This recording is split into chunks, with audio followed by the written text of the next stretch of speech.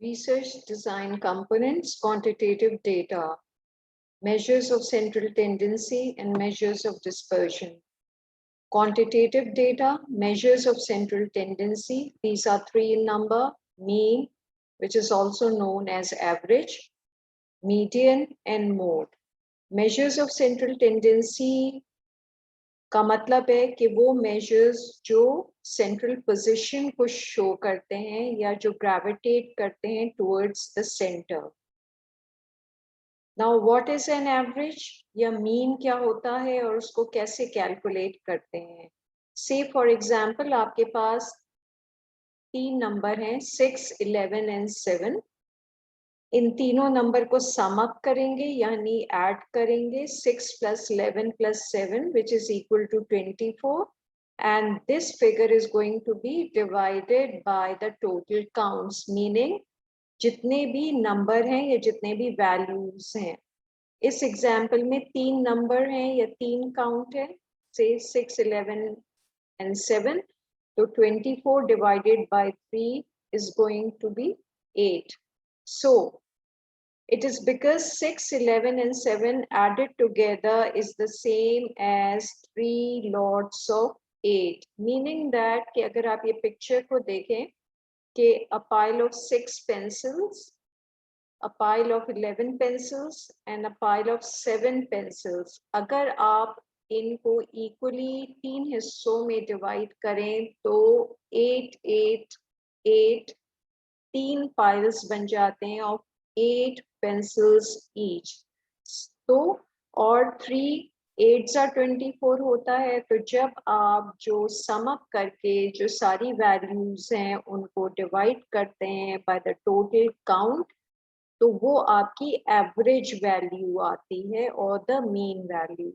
In the second example आप देखें कि there are 15 numbers. In 15 numbers को जब आप add up करते हैं तो 330 बनता है और इसको जब आप divide करेंगे from the total value, total counts, जो 15 numbers हैं total, तो 22 आंसर आ जाएगा. इसका मतलब है कि जो mean है वो 22 है.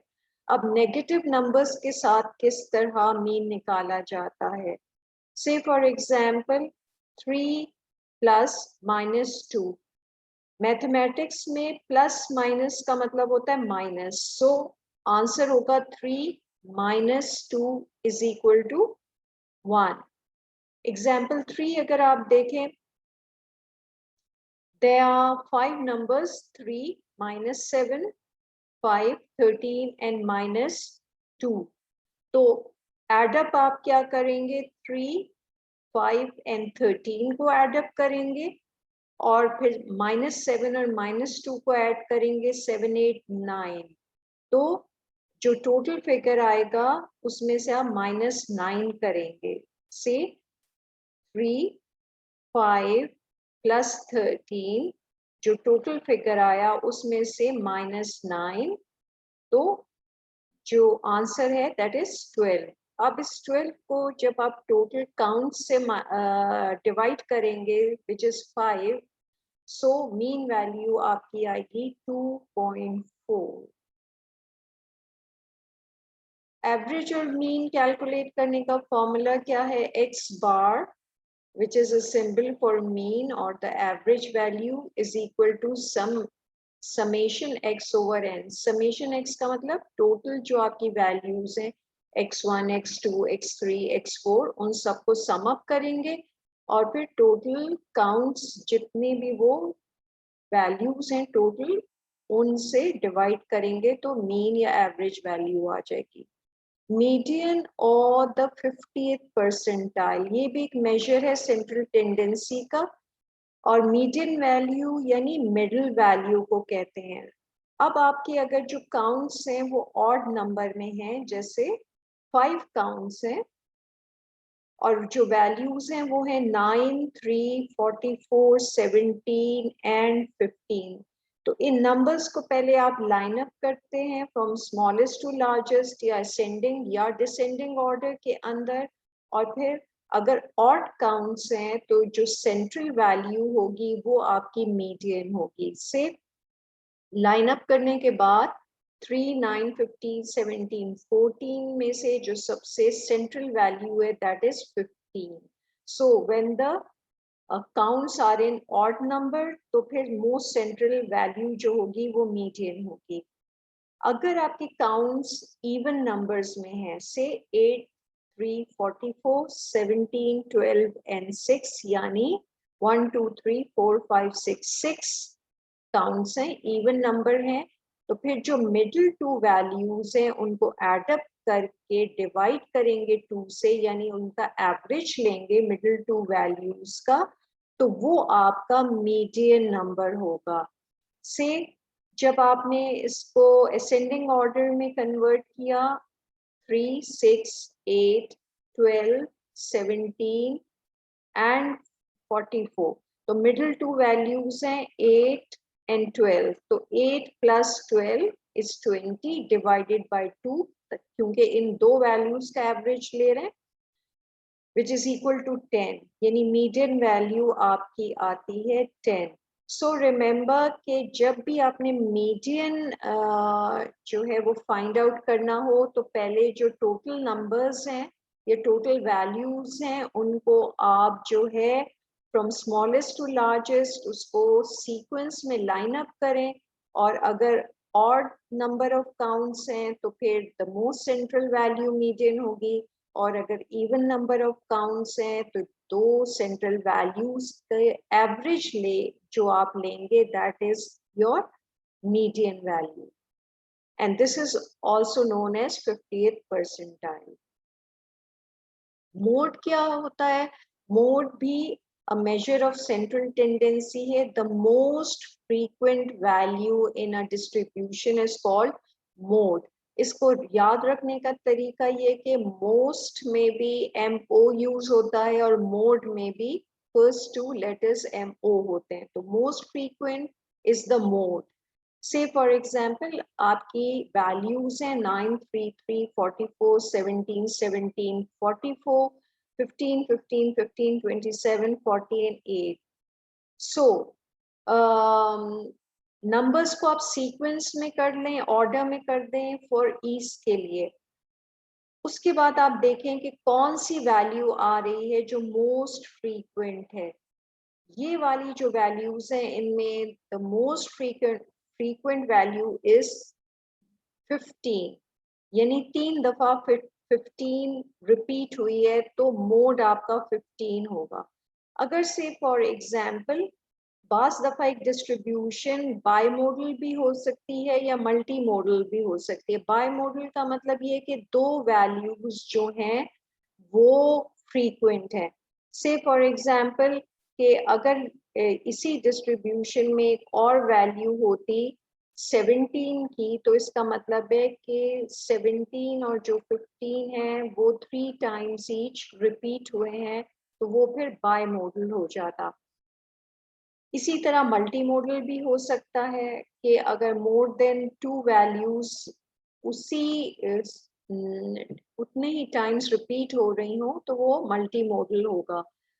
अगर किसी डिस्ट्रीब्यूशन में कोई भी वैल्यू रिपीट नहीं हो रही है, यानी हर एक वैल्यू सिर्फ एक दफा आई है, तो इसका मतलब है उस डिस्ट्रीब्यूशन में कोई मोड नहीं है, यानी वो सेट ऑफ वैल्यूज जो है उसका कोई मोड नहीं है. So remember most frequent is the mode. Now quantitative data के लिए आपको मेजर करना होता है apart from measures of central tendency, measures of dispersion भी मेजर करने होते हैं. मेजर्स ऑफ डिस्पर्शन का मतलब होता है कि अराउंड अ सेंट्रल वैल्यू कितनी डेटा की वैल्यूज डिस्पर्स्ड हैं या स्प्रेड आउट हैं. और मेजर्स ऑफ डिस्पर्शन होते हैं range, mean deviation, variance, standard deviation, standard error and the percentile. That is जो हमने median calculate किया था which is the 50th percentile, उसी तरह जब जो percentile values होती हैं वो measure of dispersion में use की जाती हैं.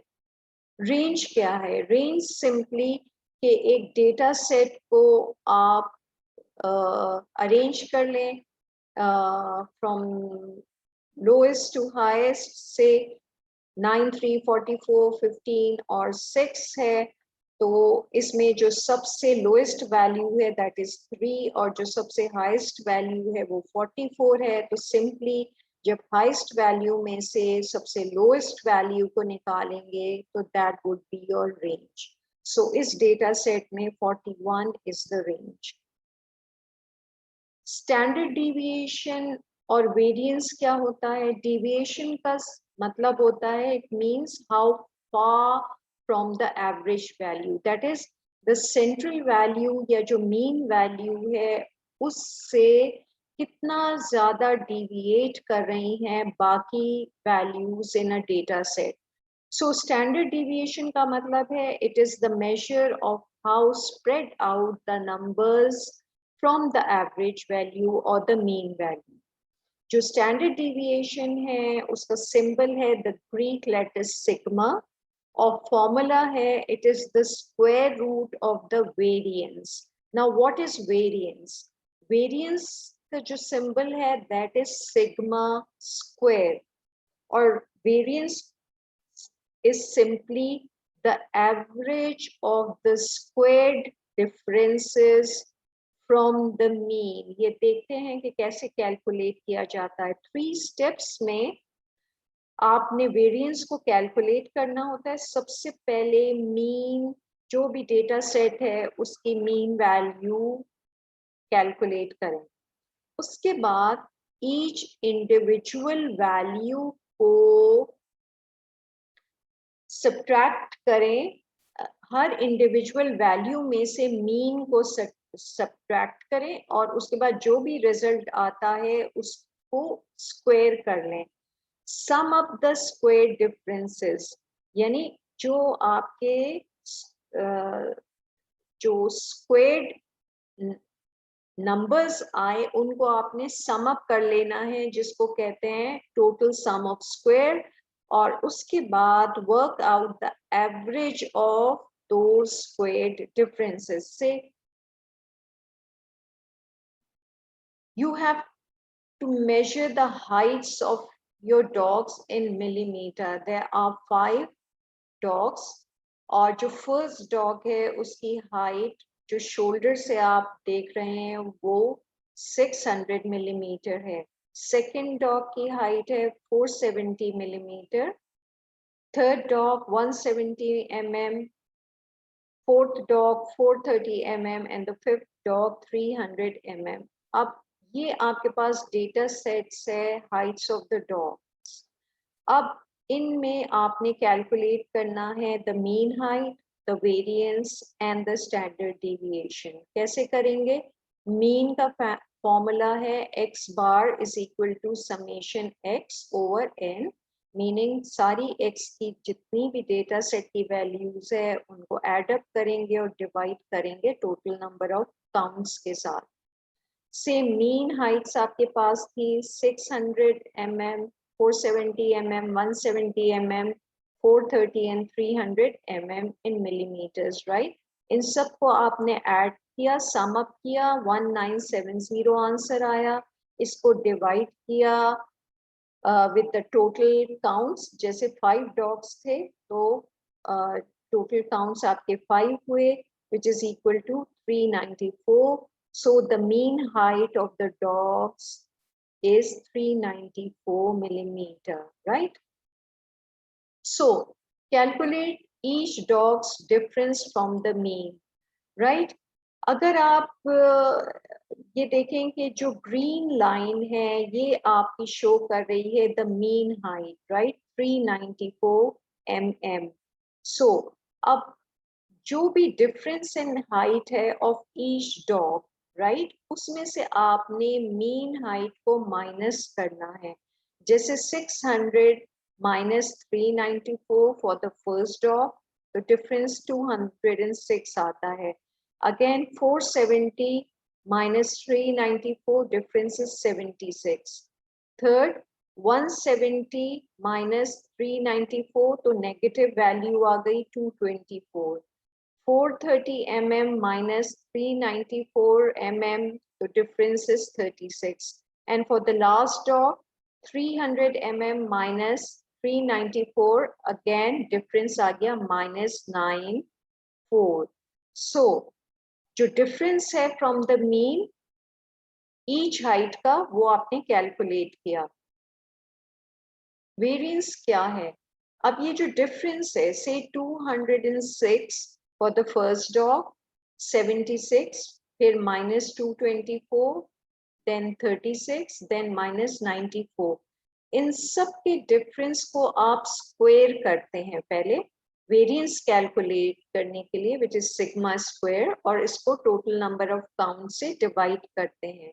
तो जब स्क्वायर किया तो आपकी ये वैल्यूज आई 42,436 प्लस 5,776 प्लस 50,176 प्लस 1,296 प्लस 8,836, और इनको सबको जब आपने एडअप किया तो वैल्यू आई 108,520. इसको जब 5 से डिवाइड किया तो वेरिएंस की वैल्यू है 21,704, राइट. अब standard deviation is just the square root of variance. जो भी वेरिएंस की वैल्यू है इसका स्क्वायर रूट करेंगे तो स्टैंडर्ड डिविएशन सिग्मा आ जाएगा. तो क्या आई वैल्यू 1, जब आप 21,704 का स्क्वायर रूट निकालते हैं तो वैल्यू आती है 147.32, और जो rounded up to the nearest mm तो 147 millimeter is the standard deviation or the sigma. So इस एग्जाम्पल में आपने ये जो डिफरेंसेस आए थे फ्रॉम द मीन वैल्यूज को स्क्वायर क्यों किया, इसकी ये रीजनिंग है कि से फॉर एग्जाम्पल अगर आपकी डिविएशंस जो हैं इन द फर्स्ट एग्जाम्पल आप देखें कि if we just add up the differences from the mean, the negative would cancel the positives. यानी अगर दो मीन से ज्यादा डिफरेंसेस थे और दो मीन से कम डिफरेंस आया, मतलब नेगेटिव में वैल्यूज आई, और अगर आपने इनको सिंपली एडअप किया तो जो पॉजिटिव है वो नेगेटिव को कैंसिल आउट कर देगा, और जब आप इसको कैलकुलेट करेंगे तो वैल्यू 0 आ जाएगी. अब अगर आप सेकंड एग्जांपल आप देखें कि अगर आप जो माइनस और प्लस की साइंस को टोटली इग्नोर कर देते हैं और सारी वैल्यूज को सिंपली जो डिफरेंसेस हैं उनको एड अप करते हैं और डिवाइड करते हैं 4 से, तो योर आंसर वुड बी 4. यानी एब्सोल्यूट वैल्यूज ले रहे हैं, प्लस और माइनस के साइंस को इग्नोर कर रहे हैं. थर्ड एग्जाम्पल में आप देखें कि डिफरेंस जो है +7 का है, +1 का है फ्रॉम द मीन वैल्यू, और फिर -6 का एंड -2 का डिफरेंस है. अगर ये एब्सोल्यूट वैल्यूज ही लिए जाएं तो जब आप 7 + 1 + 6 + 2 इनको एडअप करके 4 से डिवाइड करते हैं तो अगेन वैल्यू 4 आ जाती है.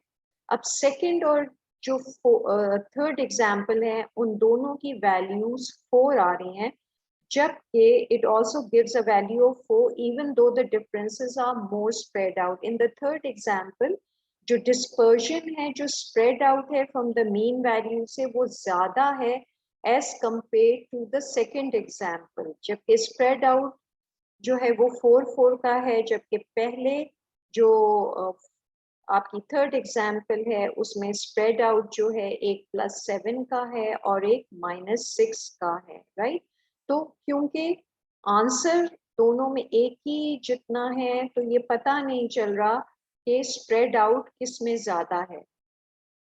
सो जब आप स्क्वायर करते हैं डिफरेंसेस को, से in the first example 4 4 4 4, after ignoring the science आपने 4 को स्क्वायर किया हर वैल्यू को, और इन सबको जब आपने ऐड किया स्क्वायर करने के बाद 64/4 आंसर आया. 16 जब इसका स्क्वायर रूट लिया तो स्टैंडर्ड डिविएशन 4 आ गया, राइट.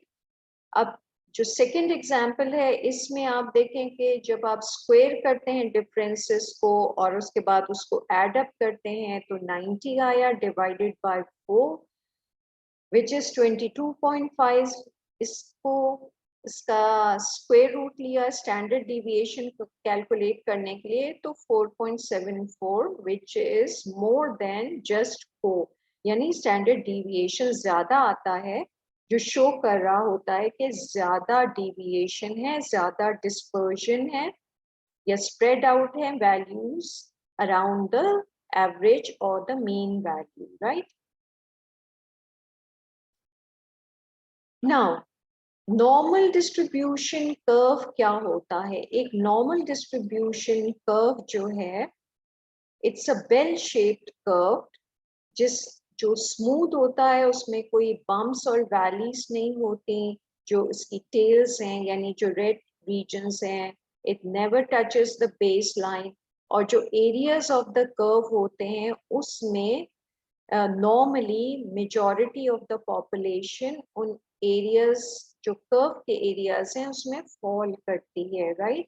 सो नॉर्मली जो आप कैरेक्टरिस्टिक्स या वेरिएबल्स होते हैं किसी भी पॉपुलेशन में वो नॉर्मली डिस्ट्रीब्यूटेड होते हैं, जिसको कहते हैं standard normal distribution, right.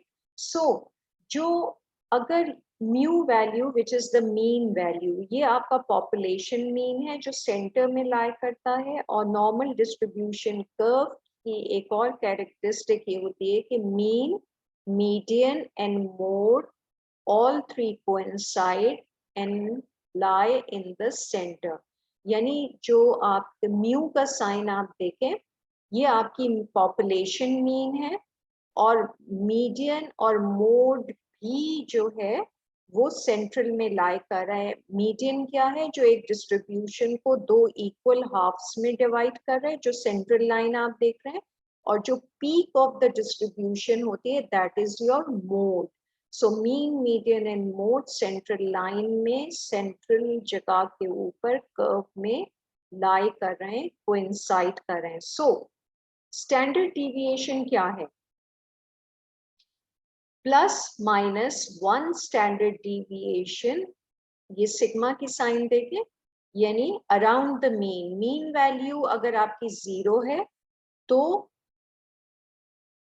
Standard deviation का मतलब ये है कि एक स्टैंडर्ड डिविएशन की जो भी वैल्यू आती है वो अराउंड द मीन, चाहे वो पॉजिटिव वैल्यू है या नेगेटिव वैल्यू है, यानी मीन से हायर वैल्यू है और या लोअर वैल्यू है, इस पूरी के पूरे एरिया में 68.2% ऑफ द वैल्यूज लाई कर रही होती हैं या पॉपुलेशन लाई कर रही होती है with in plus minus 1 standard deviation from the mean, right.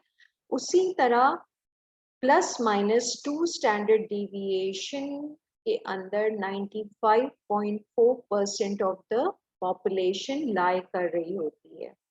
Similarly, plus minus 3 standard deviation के अंदर 99.7% of the values lie कर रही होती हैं। से so 68.2% of the values का मतलब ये है कि ये जो green area है इसमें majority of the population lie कर रही होती है, ठीक है।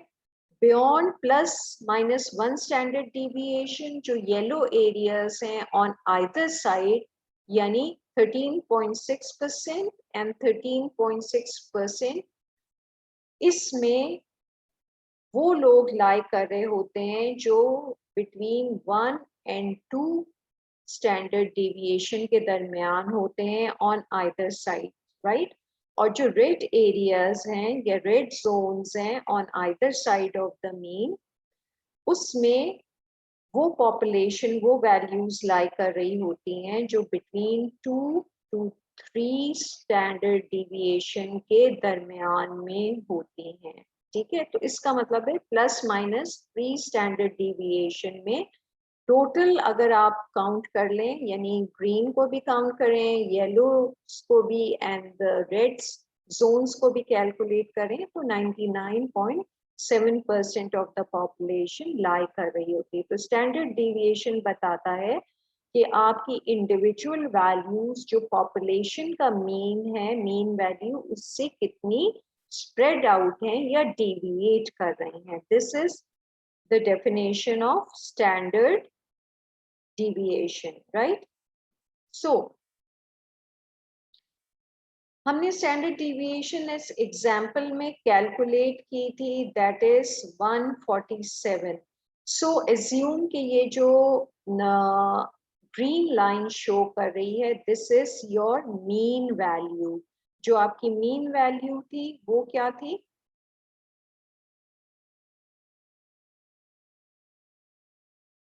मीन वैल्यू 394 mm थी। सो जो ग्रीन लाइन है, this is 394 millimeter. One standard deviation above the mean value, that is plus one standard deviation है 147, क्योंकि standard deviation आपका आया था 147 mm, right? और minus one standard deviation क्या है? Again जो है mean value की से जो lower side के ऊपर है, यानी minus one standard deviation वो 147 है। यानी जो ब्लू अपर ब्लू लाइन है वो plus one standard deviation from the mean show कर रही है, और जो लोअर ब्लू लाइन है वो minus one standard deviation around the mean show कर रही है, राइट। सो अब कौन से वो जो डॉग्स हैं जिनकी Heights between plus minus one standard deviation around the mean है, राइट। अगर आप इसको देखें इस पिक्चर को, तो डॉग नंबर 2, राइट, ये between the two blue lines के दरमियान इसकी हाइट आ रही है। Dog number 4 and the dog number 5, ये जो तीन डॉग्स हैं इनकी जो हाइट्स हैं वो plus minus one standard deviation around the mean lie कर रही है। अब स्टैंडर्ड डिविएशन का मतलब क्या होता है? By using the standard deviation we have a standard way of knowing what is normal, यानी plus minus one standard deviation around the mean का मतलब है this is the normal range for majority of the population. उनकी जो normal values होती हैं वो इस रेंज में आती हैं। What is a bit large or a bit small? यानी प्लस माइनस 2 स्टैंडर्ड डिविएशन में ये वो लोग होते हैं जो या तो ज्यादा बड़े होते हैं या ज्यादा छोटे होते हैं, या फिर जो 3 स्टैंडर्ड डिविएशन प्लस माइनस का मतलब होता है एक्स्ट्रा लार्ज या एक्स्ट्रा स्मॉल, यानी और ज्यादा डिस्पर्स्ड हैं अराउंड द मीन वैल्यू, या तो आउटलायर्स हैं सेइंग कि मीन वैल्यू से हायर साइड पे वो ज्यादा दूर हैं एंड द मीन वैल्यू से लोअर साइड के ऊपर भी वो दूर हैं फ्रॉम द मीन वैल्यू, ज्यादा डिस्पर्जन है से। सो जो plus minus one standard deviation के अंदर तो हमने देख लिया कि तीन डॉग्स हैं, the second, the fourth and the fifth one, उनकी हाइट्स लाई कर रहे हैं। जो फर्स्ट डॉग है Rottweiler, that is above plus one standard deviation, मतलब बिटवीन 1 to 2 स्टैंडर्ड डिविएशन के अराउंड उसकी हाइट है। तो इसका मतलब ये है कि जो आपकी plus minus one standard deviation के दरमियान जो हाइट्स थी जिनको आपने नॉर्मल हाइट्स कंसिडर किया, तो रॉटवाइलर इज अ बिट जो है टॉलर डॉग है, राइट। और जो थर्ड डॉग है dachshund, it's a bit smaller dog, या वो थोड़ा सा हाइट में शॉर्ट है क्योंकि ये लाई कर रहा है बिटवीन -1 to -2 स्टैंडर्ड डिविएशन, यानी जो नॉर्मल रेंज है उससे बियॉन्ड है इसकी। तो इसका ये मतलब है कि थोड़ा सा उसकी जो हाइट है वो शॉर्ट हाइट है। तो स्टैंडर्ड डिविएशंस को कैलकुलेट करने का मकसद ये होता है कि हमें ये पता चल जाए कि जो इंडिविजुअल वैल्यूज हैं वो कितनी ज्यादा डिस्पर्स्ड हैं फ्रॉम द मीन वैल्यू।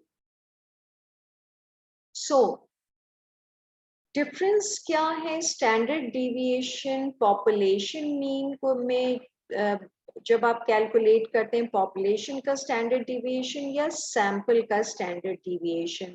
एक सिंपल सा सिर्फ डिफरेंस है कि जब आप डिवाइड करेंगे, आप पॉपुलेशन के स्टैंडर्ड डिविएशन कैलकुलेट कर रहे हैं तो total population, number of people in the population या total size of the population से divide करेंगे। जबकि अगर आप sample का standard deviation calculate करेंगे तो फिर division जो है वो n-1 से होगी, यानी जितना भी आपका sample है उसमें से आप 1 को minus करते हैं। So this is the same कि जी जब आप पॉपुलेशन का स्टैंडर्ड डिविएशन कैलकुलेट करेंगे तो डिवाइड करेंगे n से, और अगर आप सैंपल का स्टैंडर्ड डिविएशन कैलकुलेट करेंगे तो डिवाइड करेंगे n-1 से। इसके अलावा बाकी सारी जो कैलकुलेशंस होती हैं वो सिमिलर होती हैं for the population and for the sample. Say if our 5 dogs were just a sample of a bigger population of dogs, यानी बहुत सारे dogs थे उनमें से आपने 5 का sample उठाया तो ये sample population है dogs की, यानी सिर्फ 5 dogs हैं। तो जब आप sample का standard deviation पहले variance calculate करते हैं तो n-1 कर देते हैं, यानी अगर 5 dogs थे तो 5 में से 1 माइनस किया तो 4 डॉग्स बचे, राइट। तो से आपका आंसर 27130 वेरिएंस आता है, और फिर सैंपल स्टैंडर्ड डिविएशन के लिए इसको जब स्क्वायर रूट करेंगे तो 164 आंसर आएगा। So this is the assignment. These are HDL values of a sample of 25 people in milligram per deciliter। 25 लोगों के सैंपल्स हैं, HDL लेवल्स हैं, इनमें कैलकुलेट करना है which is the highest value, the lowest value, calculate the mean or the average, what is the mode in this data set, what is the median in this data set, calculate the range, then TSS total sum of square और sum of x minus x bar, यानी हर individual value में से आपने mean value निकालनी है और फिर उसको square करना है। Then calculate this sample का जो variance है S square, और sample के जो standard deviation है उसको calculate करें by applying the formulas। Thank you. This is all for today.